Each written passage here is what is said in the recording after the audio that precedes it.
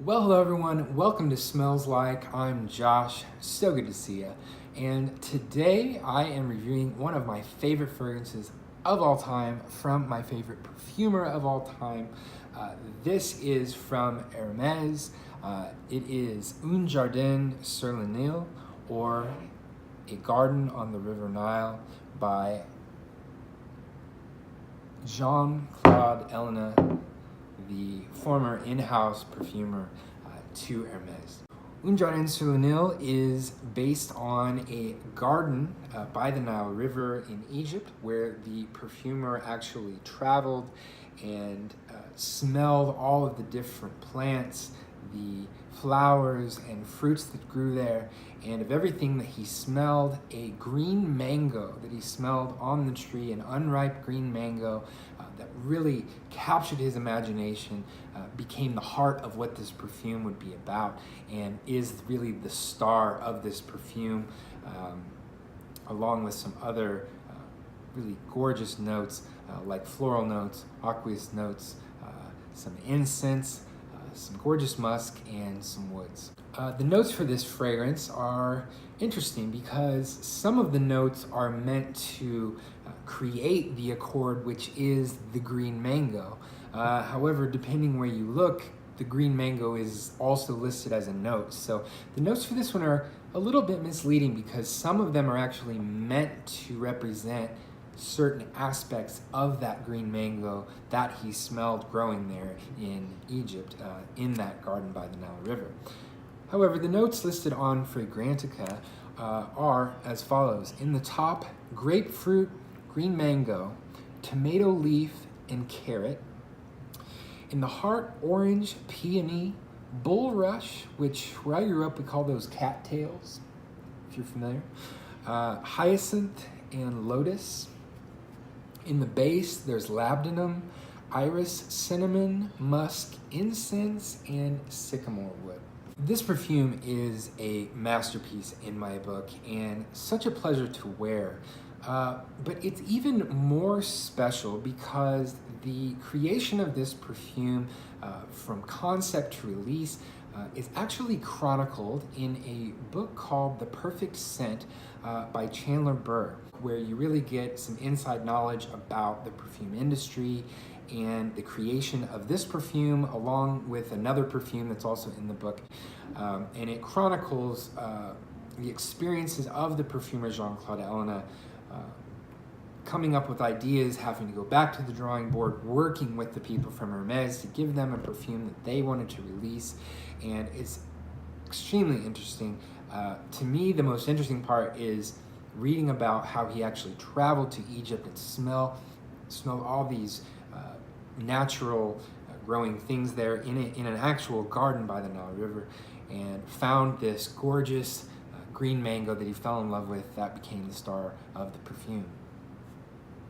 You can also read some excerpts from the book in an article that was released in the New York Times and is actually still available on the New York Times website. I will link that below.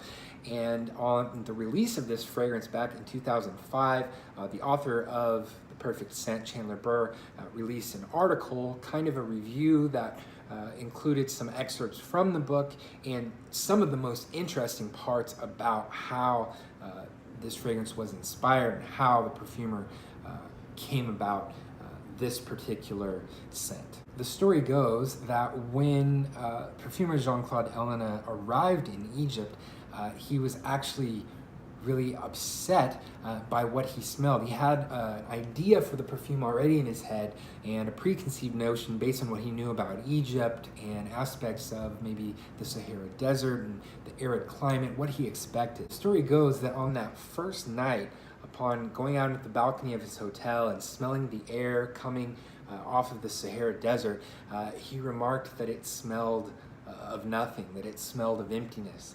And he was really dismayed by that and said that he was too nervous to even sleep that night. But the next day, they actually traveled up the Nile River to an island garden where he was actually able to smell all of the plants growing there, different flowers, vegetables, and fruits that grew in that garden. along with the aquatic nuances coming from the river and some of the plants and things that grow there. And like I said, he found this green mango there that he smelled and just really took him by surprise, really was inspirational, and that green mango became the basis of the entire perfume. And that's really what you get from this. The entire perfume is based around that. It has kind of a citric nuance, especially in the opening, and he actually uses grapefruit to accent that smell that you actually smell from a green mango. And I actually know what a green mango smells like. I spent some time where I lived actually in Costa Rica, and right outside of where I lived were numerous wild mango trees. And you could pick the mangoes, the green mangoes that grow on the tree. They don't ripen until you pick them. And then after you pick them, they immediately start to ripen. And there's this smell that they have while they're on the tree that literally when you pick the fruit, within a couple of minutes, that smell dissipates. That's the smell that he wanted to capture in this perfume. That fleeting, ethereal, green, citric, slightly vegetal smell.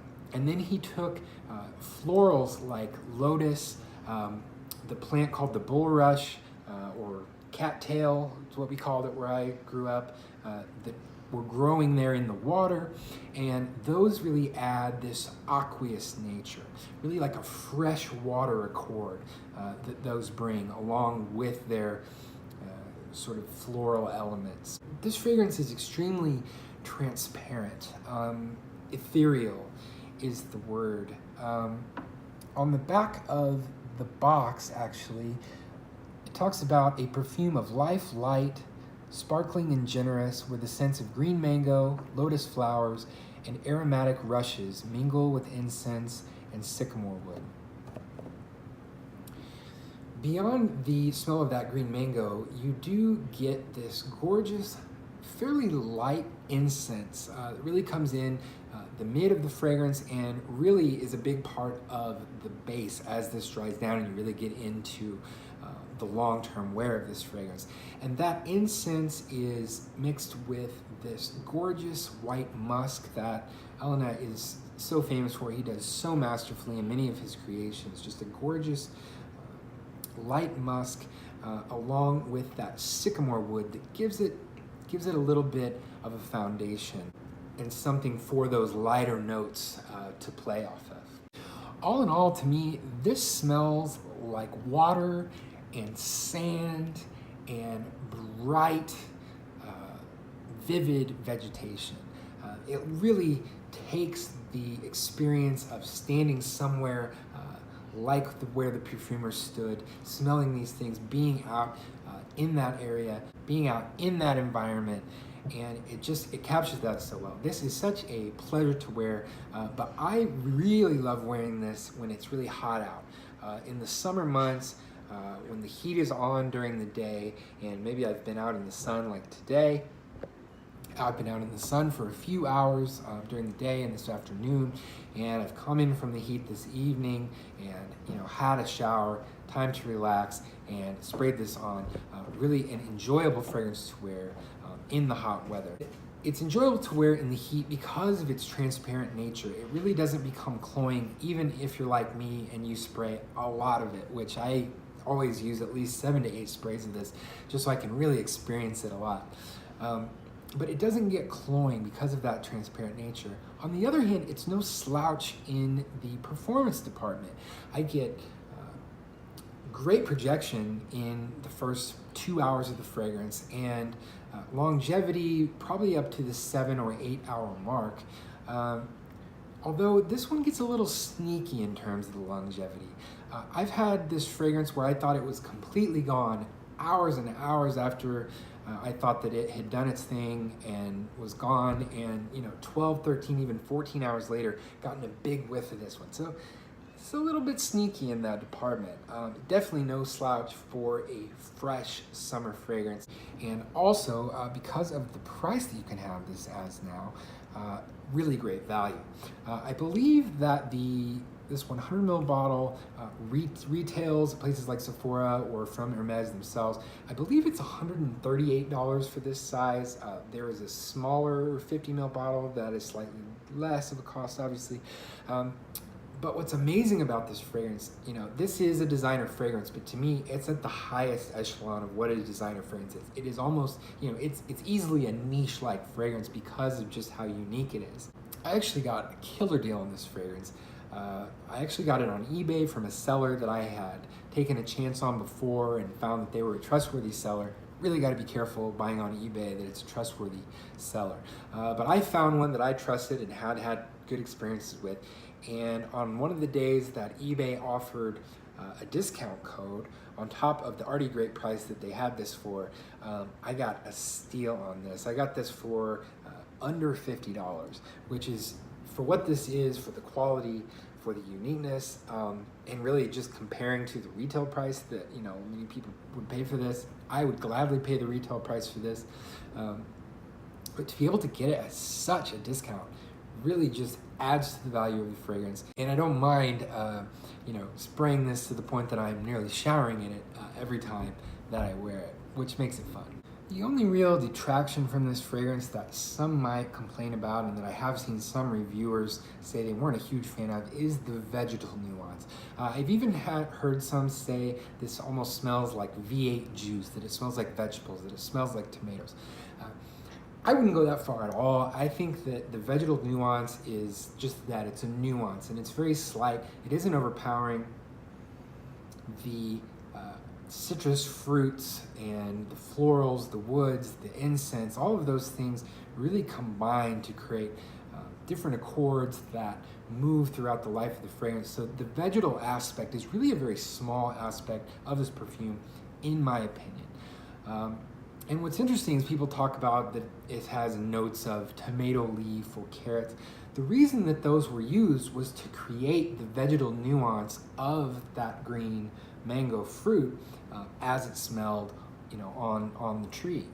In the article that you can read from the New York Times about this fragrance, he actually talks about that upon smelling the fruit, someone who was there said that it did smell slightly of carrots. And the perfumer remarked that it's because a green mango and a carrot share a certain molecule that has that same vegetal nuance. And so that's why he used carrot as a note in the fragrance, just to create that aspect of it. So, I wouldn't say this is a carrot fragrance or a tomato fragrance at all. It just has those notes or chords to act as puzzle pieces to the whole picture. All in all, to me, this just smells like sand and water and vivid, bright, green vegetation sparkling in the sun. It is such a great work of art.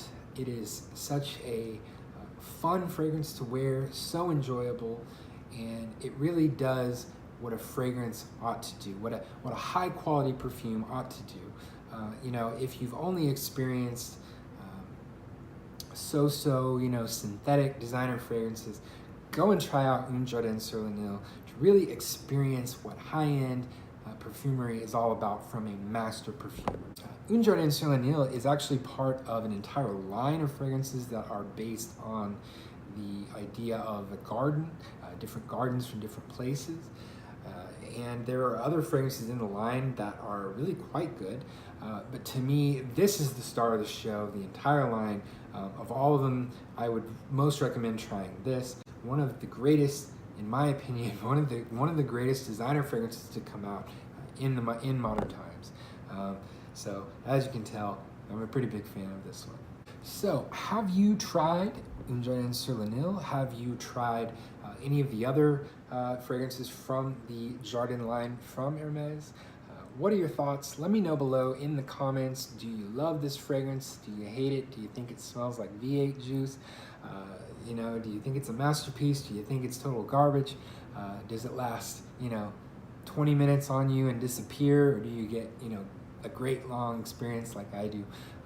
Let me know in the comments down below. And if you enjoyed this video and you'd like to do it again sometime, be sure to hit that subscribe button so that you can always see when I post new videos. That's it for now. Thanks so much for watching.